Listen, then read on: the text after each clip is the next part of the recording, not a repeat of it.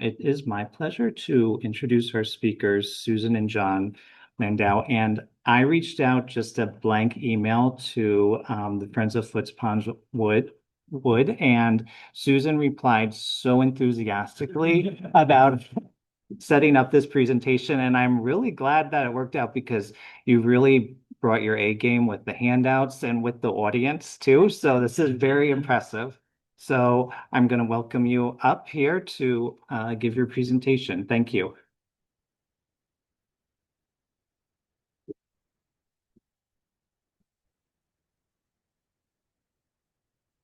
You can work the cursor. How's that? Wait, no, with the cursor. Yeah.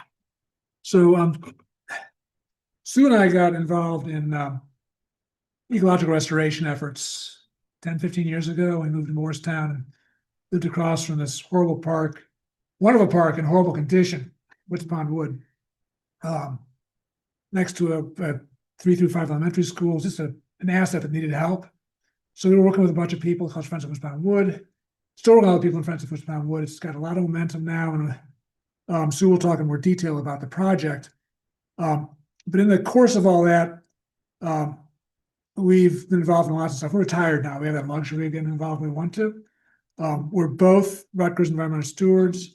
Jean Epiphan here is one of our teachers, Rutgers extension agent, arborist, restoration ecologist, artist, and coach. And we're Xerces ambassadors, which is kind of the hat we're wearing today. How many guys here are aware of Xerces? I hope to see a lot of hands. Xerces, aware of it. Great. So Xerces likes bugs and mussels and more bugs, anything invertebrate. They started a program a few years ago called the Ambassador Program to get more volunteers involved. And so we were part of the early wave of that. They teach us, we retain some of it. They use a lot of literature. We pass literature on, so it's clean. But we try to follow what we learned. So you guys know them, but they're look up the one about the things. I know, yeah. So basically, you guys know them. They're founded in 1971. Started out in California. It's kind of a Western bent. The Xerces butterfly lived near San Francisco and was one of the first butterflies in North America recognized to go extinct. Maybe the first. They claim it's the first, but they're Californians. Their headquarters is in Portland, but they got staff all over the country now. They have basically 100 full-time people, including a lot of PhDs who still do research. They work with the NCRS. They work with feds. They work with state governments. They do a lot of large acreage preservation work and restoration work. And with the Ambassador Program and other efforts, they're now pushing much more towards the home front, the colony type of story. And the Ambassador is part of that program. And then they fully believe, like Ptolemy and the rest of us, it's these little things that run the world. Without the invertebrates, there's really nothing left that's going to live. So they focus on creating habitat with funds. They arrange grants in big scale. They have tens of thousands of acres that they help to restore across the country, mostly in the West where it's accessible to restore. They have major programs in pesticide reduction. They do research, for example, on the pesticide impacts in farmland, on neighboring farms, on the insect life in that farm and the waters off that farm, and blowing off our yards. If your neighbors do mosquito abatement, they have recent research that has come with statistics on how much of that pesticide pollution is headed next door. They focus on species protection in a big way. They lobby, they collect data, they do surveys regionally and nationwide on things like bumblebees. And they do first line research. Cass Urban Mead, who is a Northeastern staffer of theirs, got her PhD climbing into trees to see the bees in the trees, which was kind of a weird thing to do back when she did it. It was only a few years ago, too. And I'm going to let Sue take over from here and take a rest.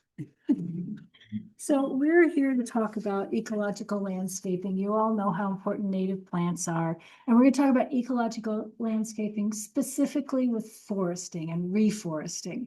So you all know that native plants and ecological landscaping can be beautiful for people. And it doesn't matter how big or small, a pot on a porch is a contribution.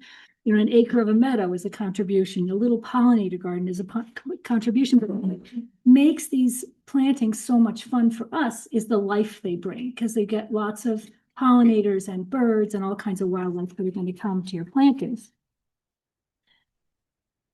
So when we think about ecological landscaping, usually the first thing that comes to mind is a pollinator meadow. Everybody likes a garden and flowers and a pollinator meadow, but we want to bring up the idea of using a forest for pollinators for ecological value.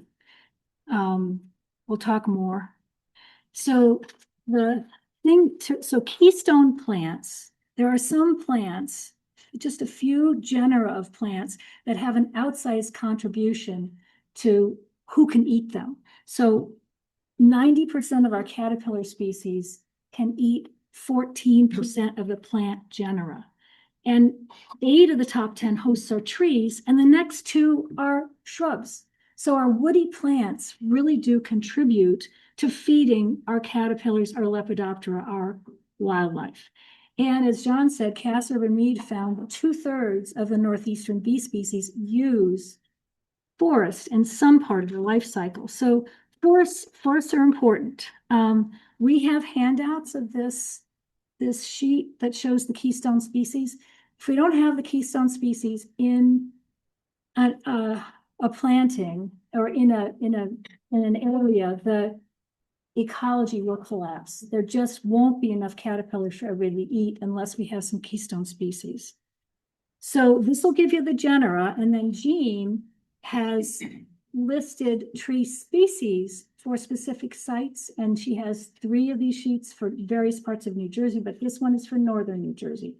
So start off with your keystone genera and find your species from Jean. So, whoops, we missed one. Okay, so this is the forest keystone superpower number 1 is the keystone plants. The forest superpower number 2 is soft landings. So we have this huge biomass that all these caterpillars are eating all summer long.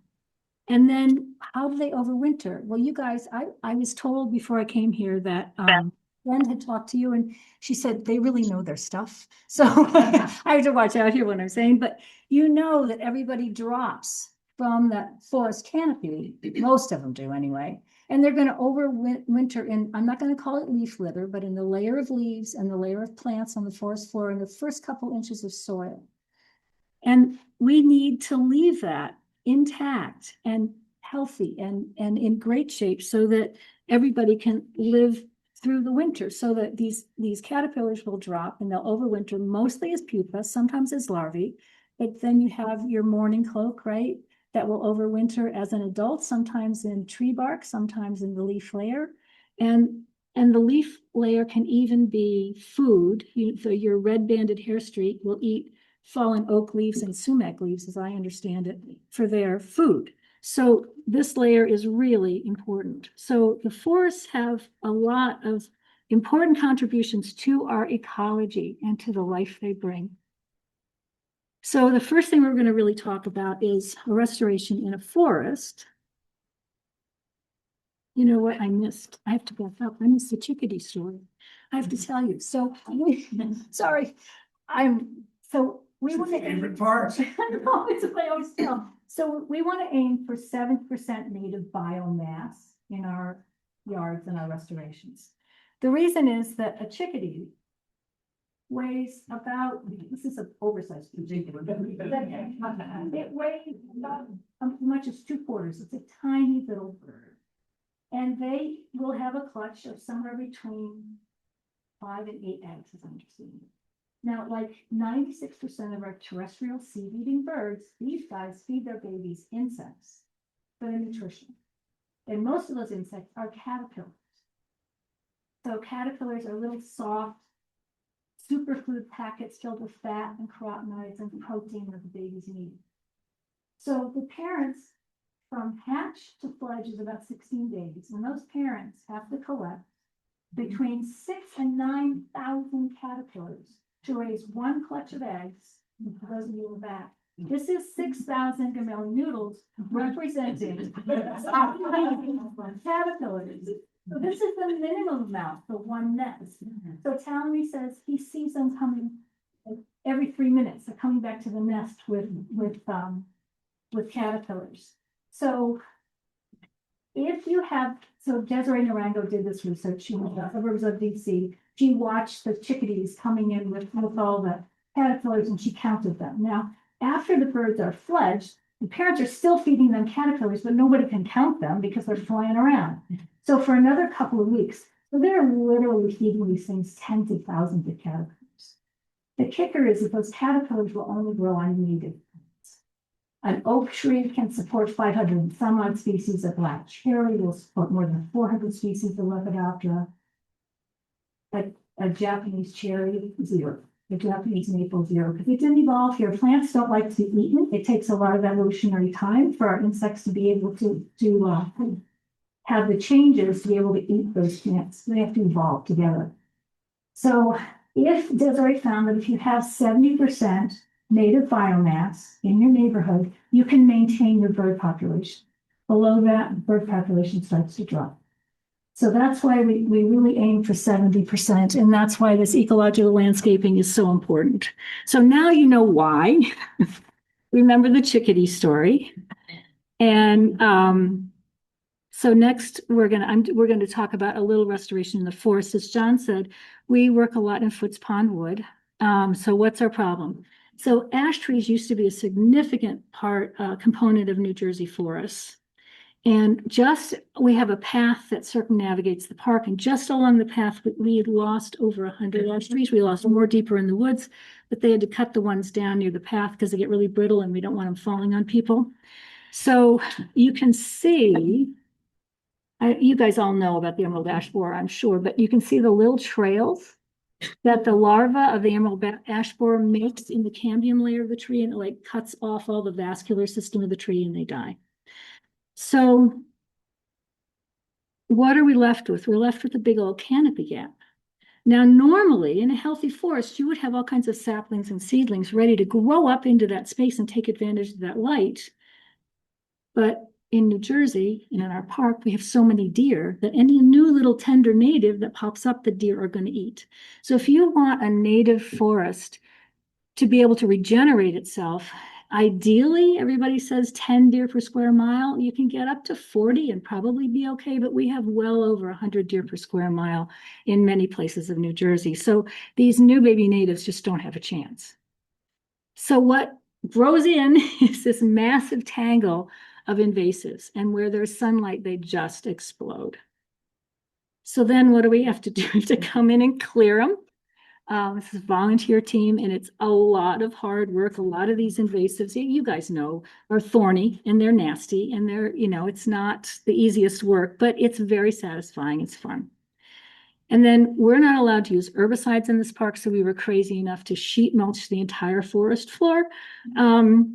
So for sheet mulching, for anybody who doesn't know, you put down cardboard or many, many layers of newspaper. And as the invasive plant tries to grow back from its roots, it's going to hit that cardboard.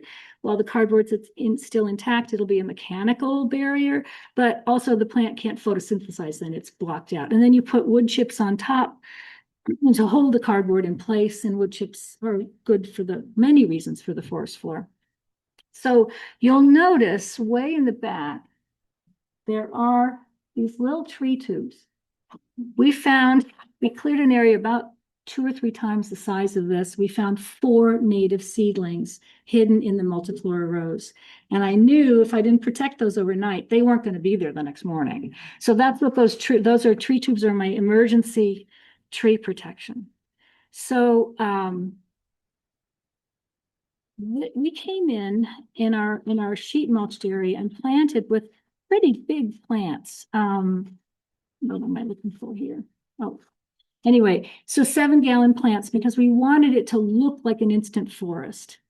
When you do this, you want to use Jean's, I showed you this, the Jean's list of species to call from. You want to be sure when you're replanting a forest to look at Jean's list, because it will really help you select good trees that are appropriate for your site and your area.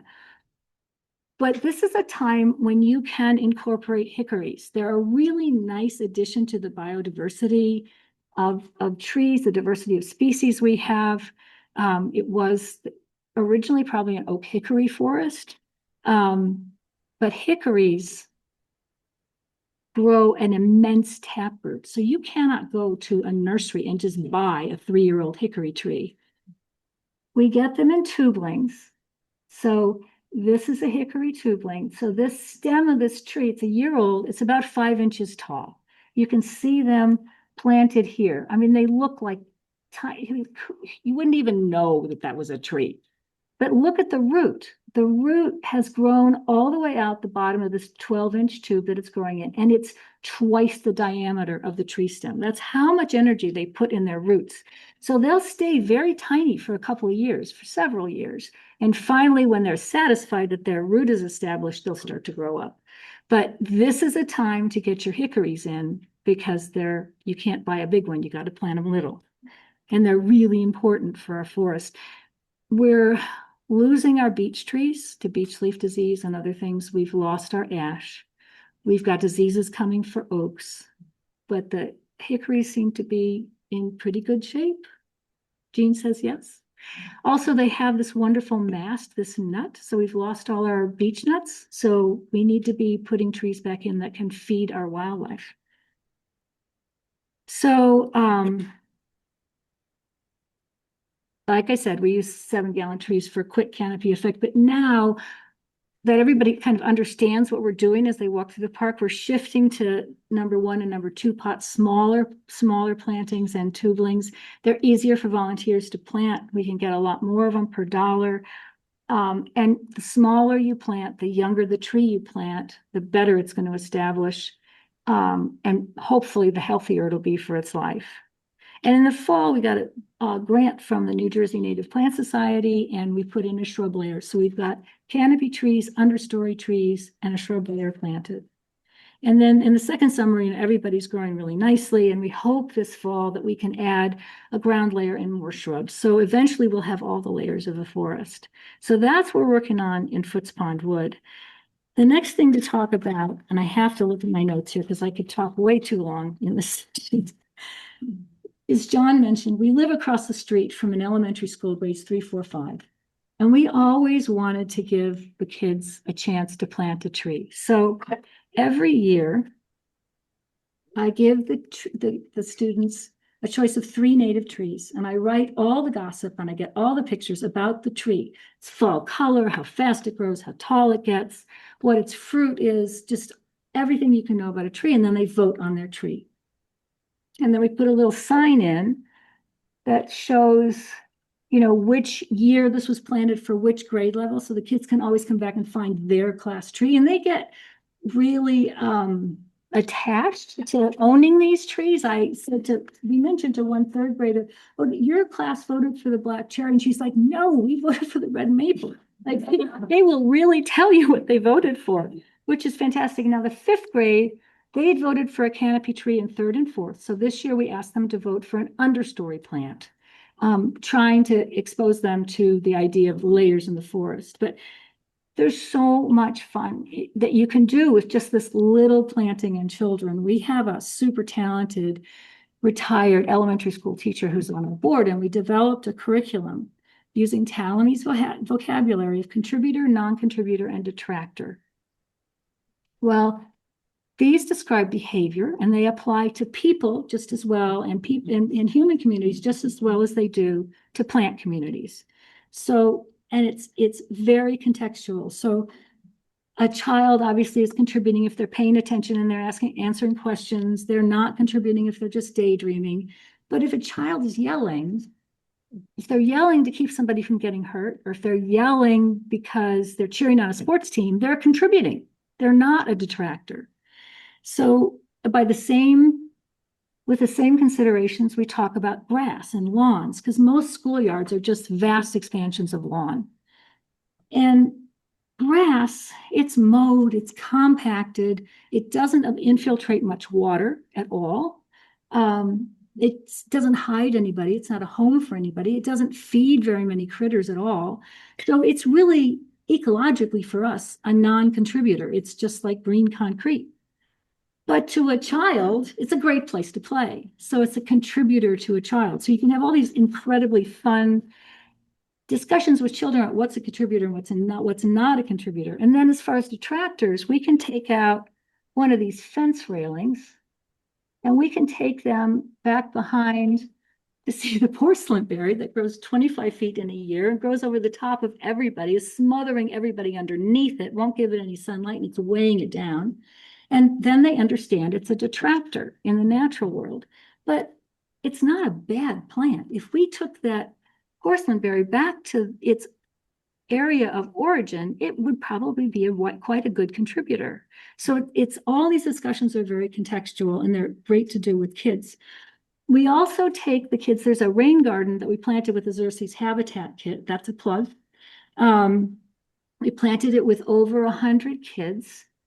And we look at this rain garden and they're all contributors and they're all different sizes and they all bloom at different times and they all have different growth habits, but they're growing so closely together that you can hardly see the soil.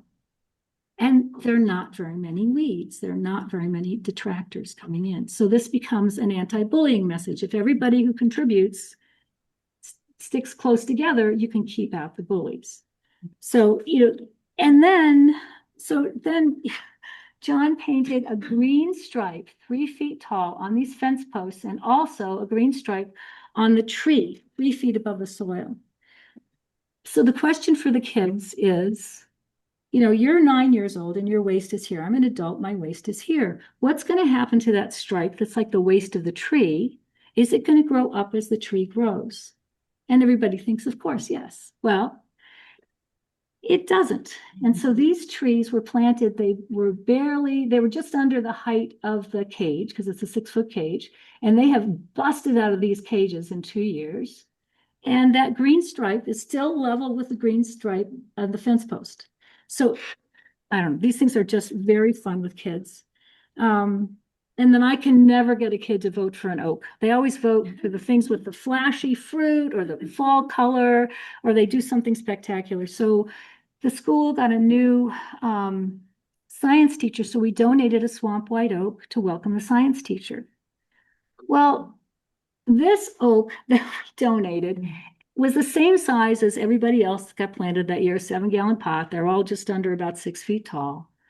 But everybody else in a year has grown out of its cage. And it's very obvious to the children when you ask them, who is the slowest growing one here? And they all point to this poor little oak. And then you have them turn around and you look at this oak in the schoolyard. That's 250 or plus years old, same species. It's a swamp white oak. So the message here becomes, you may be a little smaller. Maybe you aren't reading as quickly. Maybe your math skills are not as easy to get, but you're going to be mighty. You're going to get there. So anyway, we just love talking to the kids about, just this very simple project. Planting 3 trees a year is very fun. So now we have considered forest, in a public park, public space, and forest in schoolyards. And now we want to consider forest in lawns. So we we really believe that little forests are really appropriate in unused parts of your lawn. What we usually do, you look at everybody's lawn, is there's all this beautiful green grass and one tree, and it's beautiful. See the full expression of the tree. But 50 years later, you look at the tree, you look at your house, you look at the tree, and you're worried that tree's going to blow over on your house. So you cut it down, and it's heartbreaking. But if you think about planting a small grove of trees, a tiny forest, those roots will knit together, and it's a lot less, they're stronger together. They're a lot less susceptible to wind throw.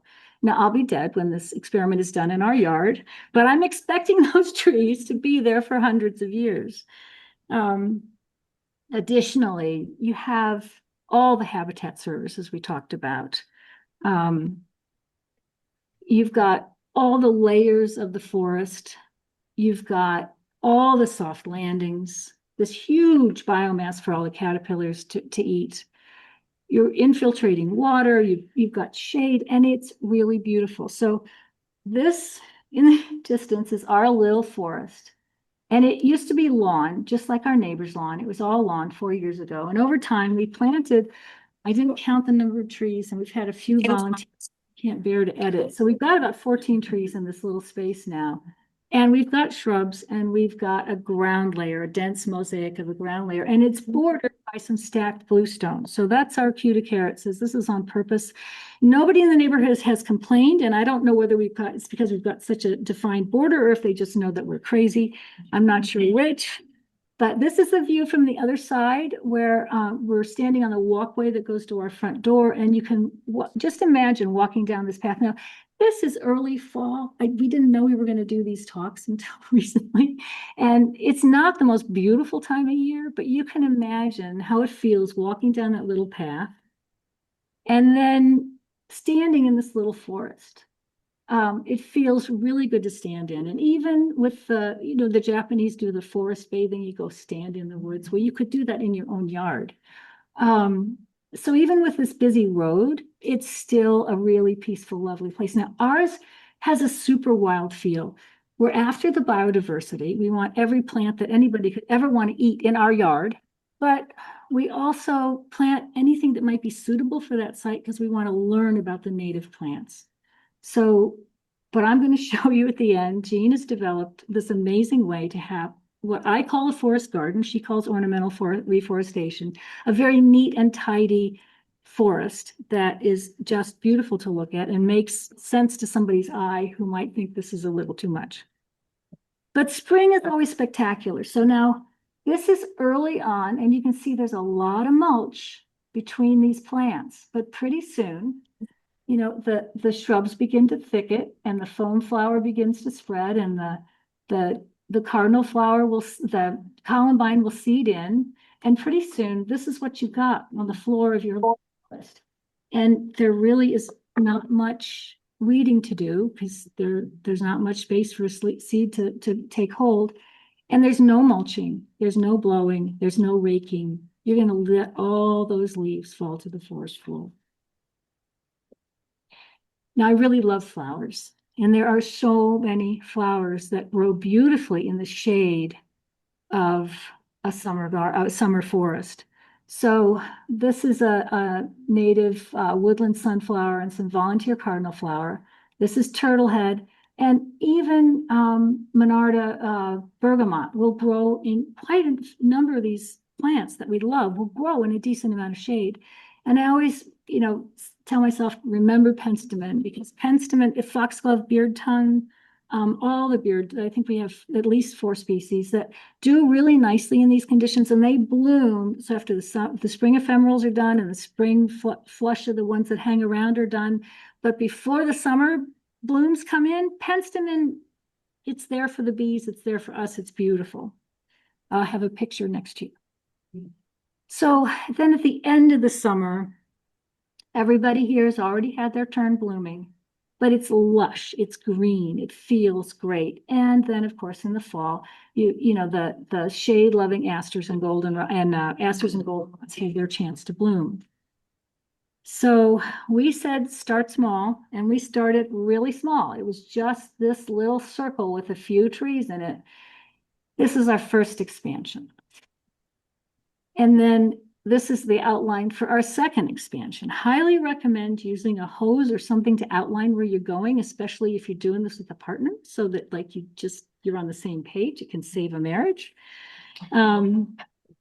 So here's our sheet mulch coming, and here's more sheet mulch. But what if your yard has established mature trees? Can you establish soft landings underneath that? Absolutely. You want to plant with plugs or super small plants so you don't disturb the roots very much. But this is our neighbor, and she has started soft landings underneath those trees. She'll never have to mow in there. It's hard to mow around all those trees. She'll never have to add mulch once it's established. She won't have to rake or blow leaves. So she has a very defined grass edge.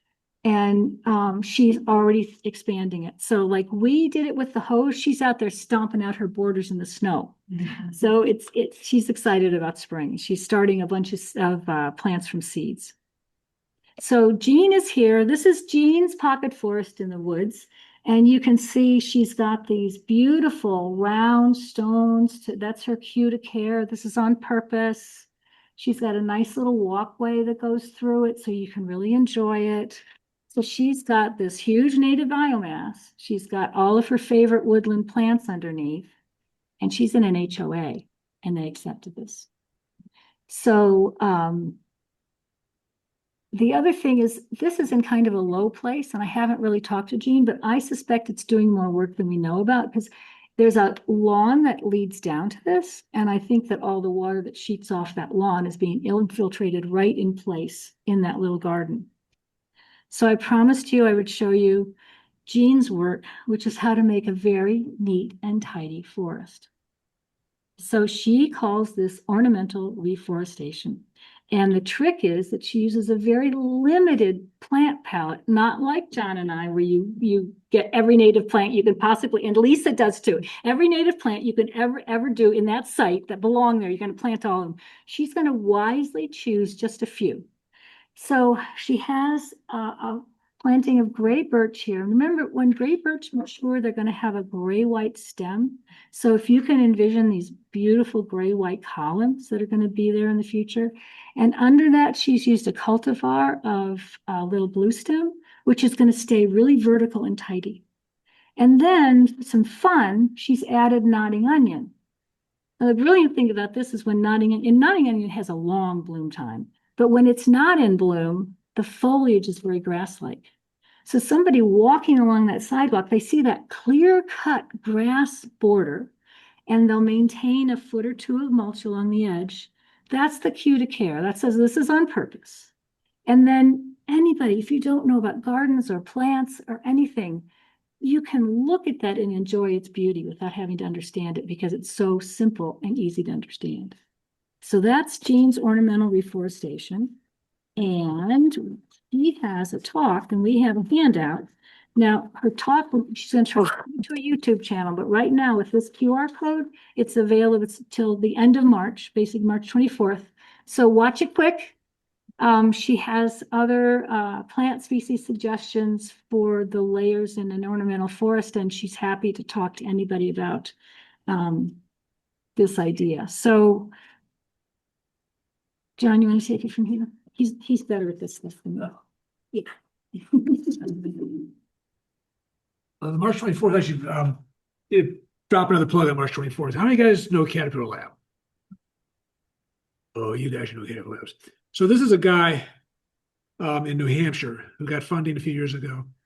And he's got basically a storefront where he has a caterpillar zoo. So he collects caterpillar eggs, larvae, and does public events, invites the public in to get nose to nose with caterpillars that they can see, and his microscope says he's a magnificent photographer. So he has pictures of leafy caterpillars inside the leaf, chewing on the leaf. You can watch the leaf pieces going down the gut in real time. So it's stunning. Caterpillarlabs.org. This is one of their t-shirts. The reason March 24th is really important is they've got a new video that just came out. It's an hour-long video that if you register by February 24th, so you get on their website and you can register for this video access by February 24th. It's available for another month to watch. And then it's going to go just on group situations, like you could do it in a meeting like this. I'm sorry, the Great Swamp Watershed Association is going to screen it as well. But it's just stunning to watch people's faces, in your own face, if you can see it in a mirror, looking at these. Let me see. Did you take my other pen? Caterpillars. Get out. Out. You can make all of them just stunning and gorgeous. Out. That's a big plug that's sort of off topic, but you got to check that out. But what's important to those caterpillars is because they're Eastern U.S. caterpillars. Here, I'm getting back to it. Most of them need a forest to have a place to be bred and to grow. In some part of the life cycle, they're going to need to be, most of them need trees and soft landing type plants. Just a lot don't, but many of them do. and edge forest stuff. So what we're really encouraging is that when people start to think about, okay, I want to do something in this world. I know my lawn is useless. What can I do to help something positive? I can convert the lawn into something useful. I can do a meadow. Pollinator gardens are really hard to maintain. In 5, 10 years, you'll be tired of it, or you sell your house and they'll be tired of it, and it's gone. There's a lot of ex-pollinator meadows out there, in gardens anyway. You plant trees. They're much more sustainable, much larger biomass. As Sue was pointing out, host a lot more varieties of insect species and vertebrates, from Lepidoptera to everything else, including our friends, the fireflies. So it is the ecosystem services we have to return to the world, especially suburbs like us, because we've already wiped them out building our houses. The maintenance, as Sue said, we do have traditional meadow area that we plant in our front yard. We've got some open meadow areas in the park we maintain. And we actually worry about how to continue that because the labor is pretty intense. You got to cut a meadow every few years. You're going to have to weed out the invasives that are taking over the meadow. If you don't turn back to a forest, you got to get the woodies back out. If you have a reasonably well-established tree and shrub layer, they'll keep a lot of the slop out. This is worry about a few vines. It's a lot less real-time regular work that's required. And some of us should like forests. It's wonderful to walk through a meadow and watch all the activity and see the flowers and the bugs when it's not too hot. You do the same thing in the forest area. What you can't see is the forest up in the meadow up in the canopy, but there's as much activity up there as there's on the ground. We just don't see it. That's where these bees are now. In the spring, they found that this Casper, she found that the spring native species of bees, she actually got up in the trees on a grant for a PhD, caught the bees, dissected them to look at their diet. Most of the pollen was maple and oak and all these wind-pollinated trees that bees weren't supposed to be eating. But by God, they really do in a big way. There's also the prunus family, like the black cherries, and the tulip trees themselves. There's a whole meadow up there that we just don't see. So these are the three reasons why we think reforestation is really important. And then going to wrap up here. As most of you saw when you came in, these first two tables are basically all handouts. Please take stuff you'd like. If you need more for other purposes, let us know. We can try to find you sources to get your own quantities. It's Native Plant Society. It's a lot of Xerces stuff.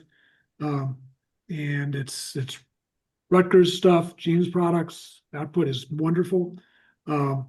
They publish books, which are on the next table. They're not take home. All this other stuff is downloadable, but it's expensive to get stuff printed in small quantities. So if you need quantities, we can put you in touch with them, or you can talk to us. We might have a few we could share with you sometime. Okay.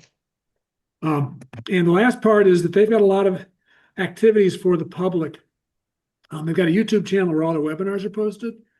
There's some pretty amazing webinars, and they're for audiences like us, audiences that are pure gardeners, audiences who are farmers and conservationists. There's also a wonderful podcast called Bug Banter. It's 30-minute, 40-minute max that they put up every week. Oh, not every week. Every month. Yeah. Every month. It's a really nice series, and it covers a lot of really interesting topics of inverters of all kinds of angles. It's just fun to listen to while you're driving and stuff like that.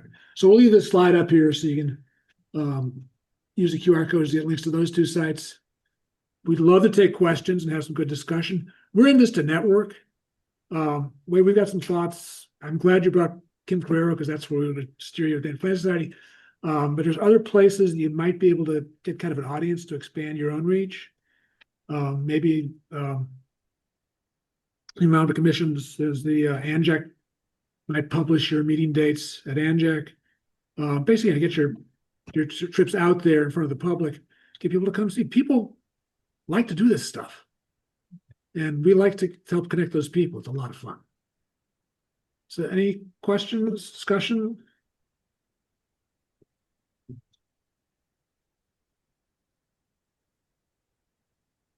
We really want questions.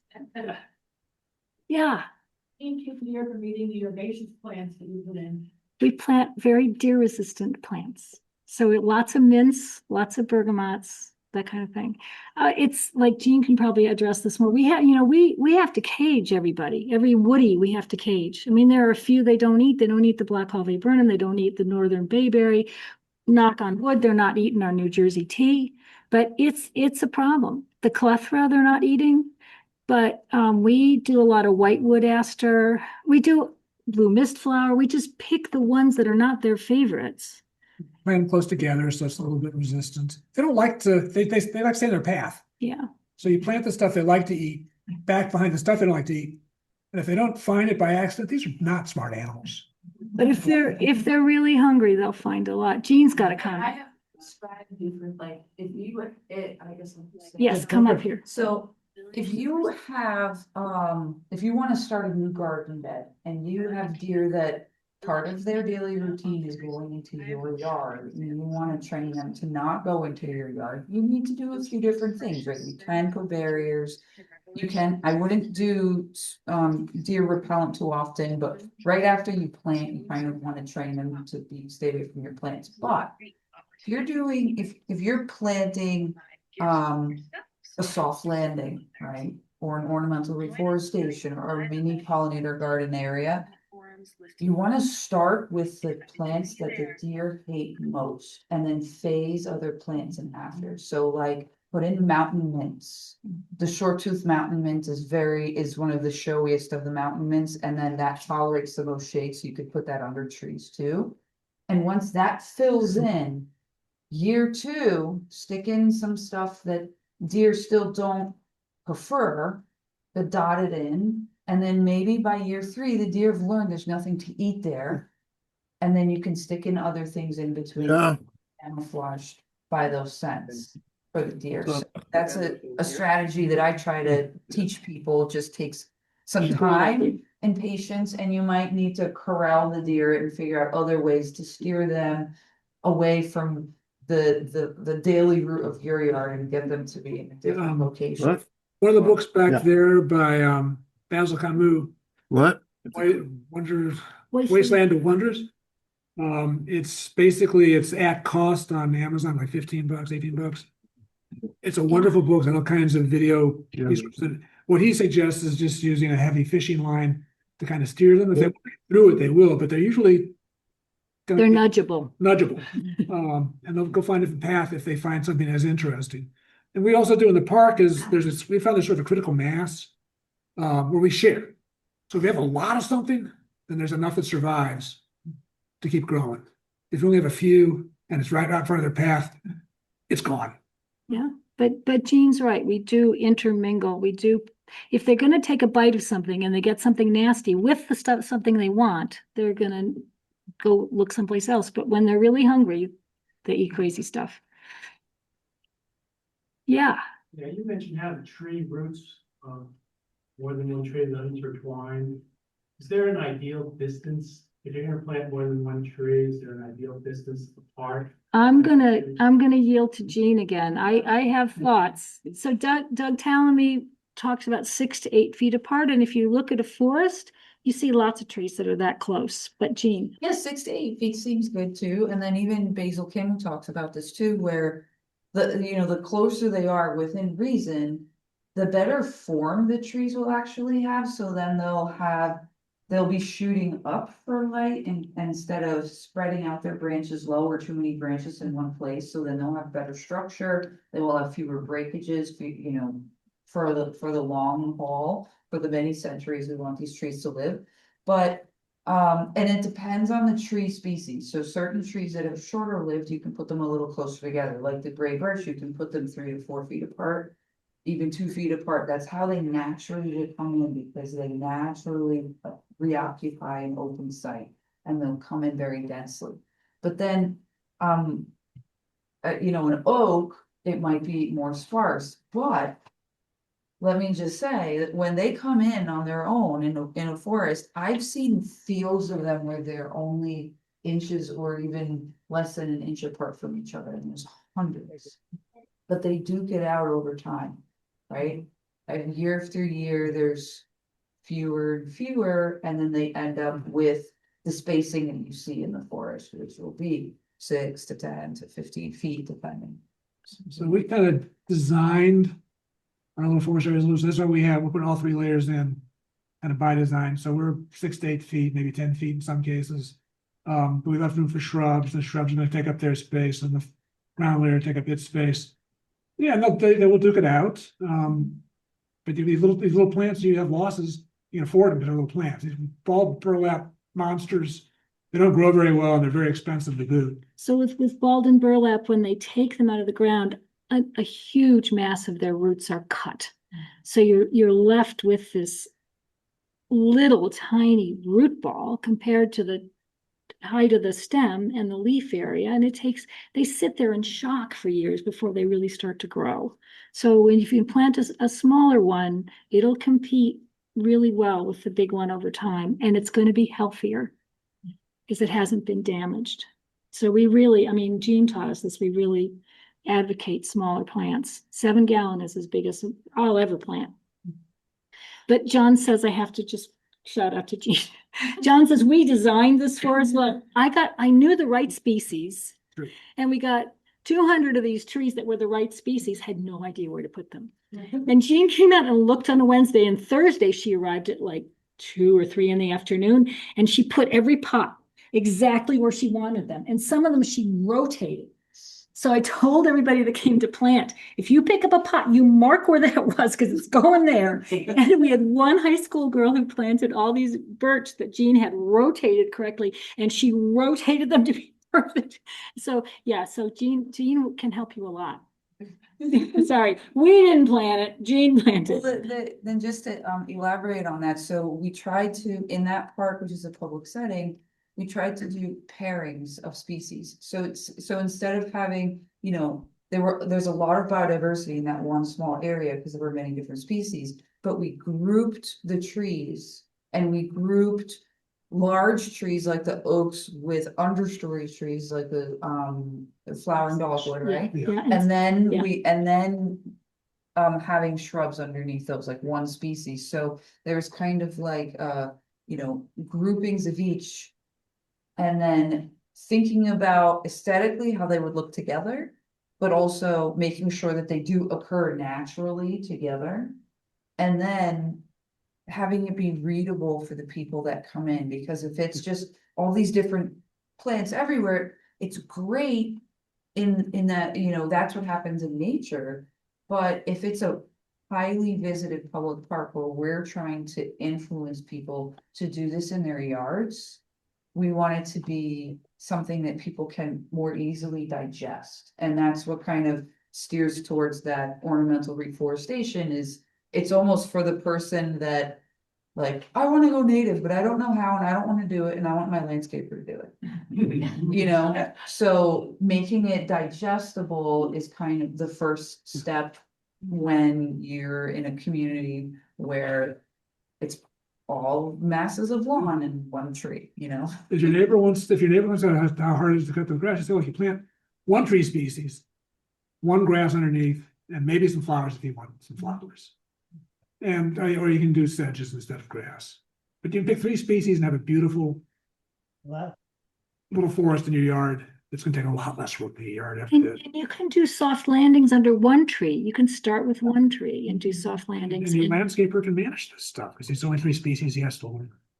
That's the key to the ornamental reforestation. So I developed it so people who don't do their own yard work can lean on a landscaper that needs minimal training to know the 4 species that are in that spot, and knowing what that they look like for, you know, the growing season.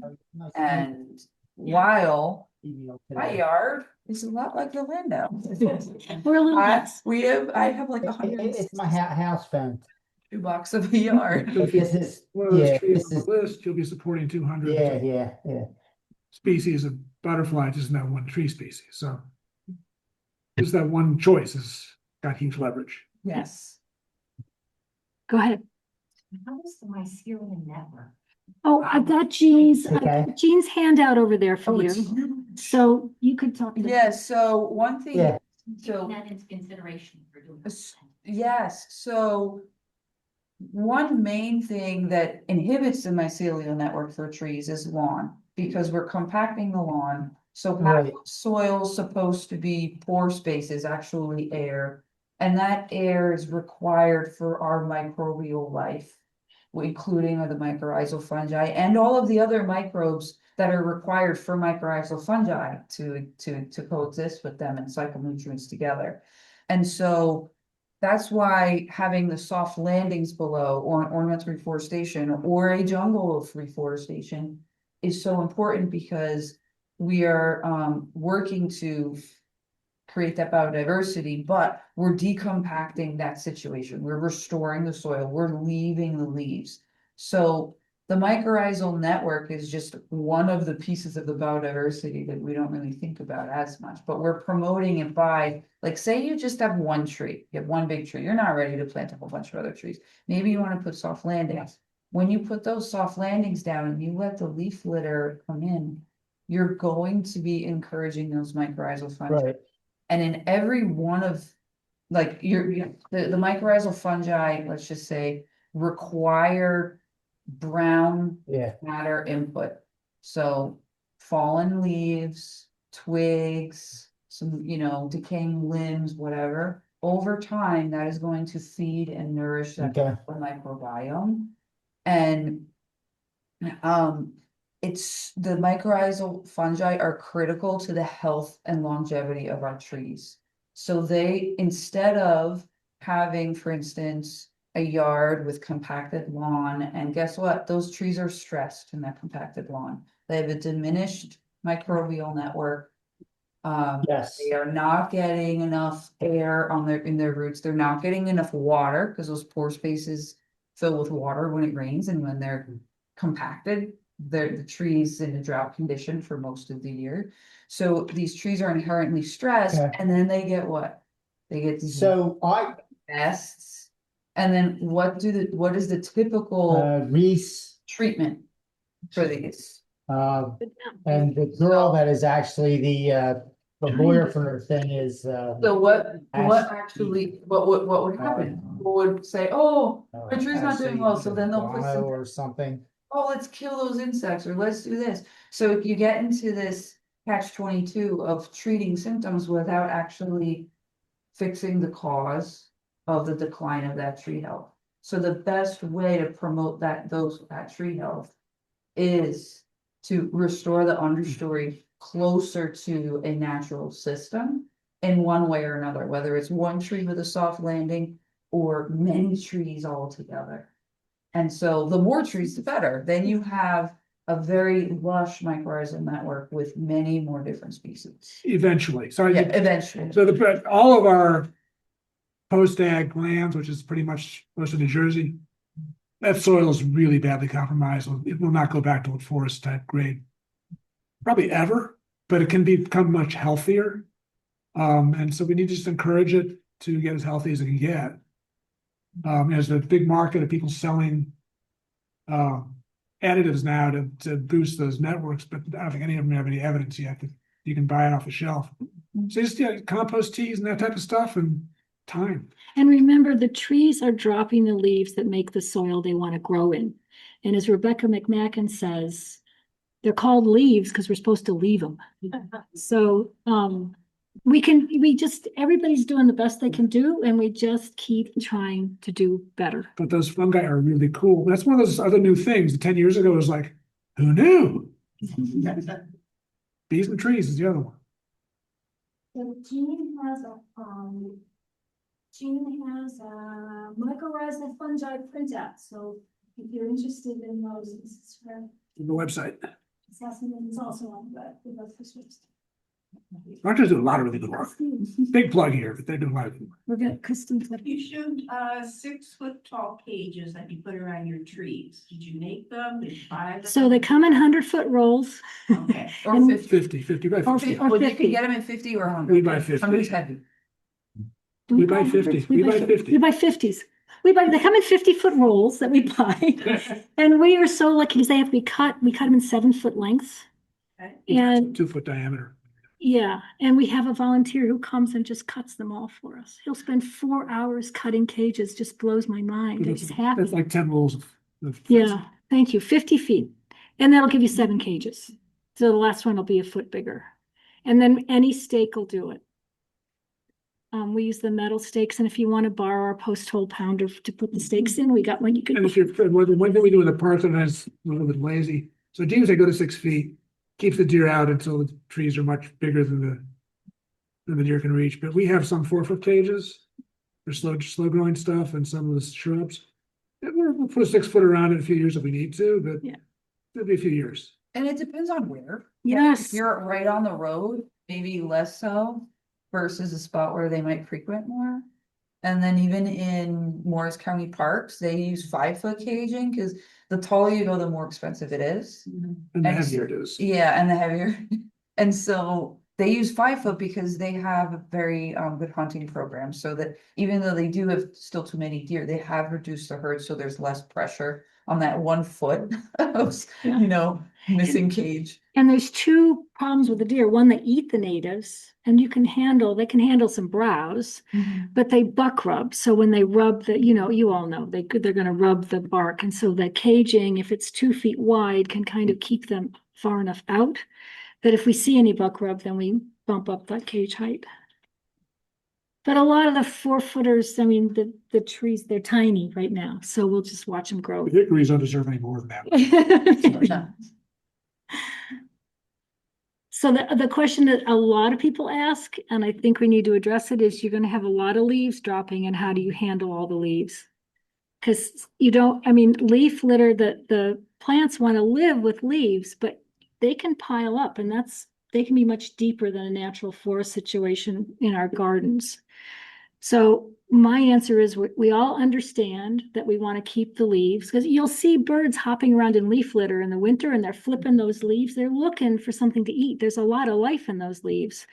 But if they get to be, because I have leaves that grow from across the street, they'll get to be a foot deep. And a lot of plants come up through them, but not all of them do. So we just do the best we can. If you have to remove some leaves, but try to keep all you can. So kind of the triage is leave a few inches if you can. But if it's a rosette type of plant like the penstemon or the Cardinal flower, you want to smother those leaves. And if it's a pushy thing like goldenrod, it'll poke up through a few inches of leaves. So leave what you can. If you have to take them off, put them in a pile someplace, but leave them as leaves, because now at least whatever pupa and stuff still have a chance in the pile of leaves. Last choice is shred them and compost them. don't shred But at them. least you compost them on site. We're not doing that. I know. But the worst choice is to have the town pick them up Take Yeah. them. and take them away. And you can, if you love, like I love cardinal flower, and it's a little basil rosette all winter long, and it does not want to be covered up. It's like really fussy. So you look for the areas where it's naturally windswept, and then I don't have to worry so much, because there will be areas in your yard where the wind carries away the leaves. So you just, look for the spots. Yeah, Judy. Big clover and big clovers in Morristown. Yeah. January 1st through September 30th. Yeah. So, but with the little forests, they're gorgeous. They bring a lot of life, and they're very low maintenance. So highly recommended. And then leave your twigs, because they help weigh down the leaves so they don't go around. Well, then the dead wood too. Yeah, the dead wood. So the deadwood, we just watched a whole webinar on amphibians, and the dead wood will hold a lot of moisture. And there's a lot of animals that will go to those dead logs to survive, because amphibians will need the moisture. So they're really important. A lot of native bees nest in Wood. the wood. Actually, a whole host of animals go through they share each other's homes. So we should stop talking, but anybody, we could talk forever. We have an audience, we could just keep talking. We'll take more questions, so we just sort of gather over by the table, and you guys can start browsing the literature and Books. having smaller discussions. Thank you.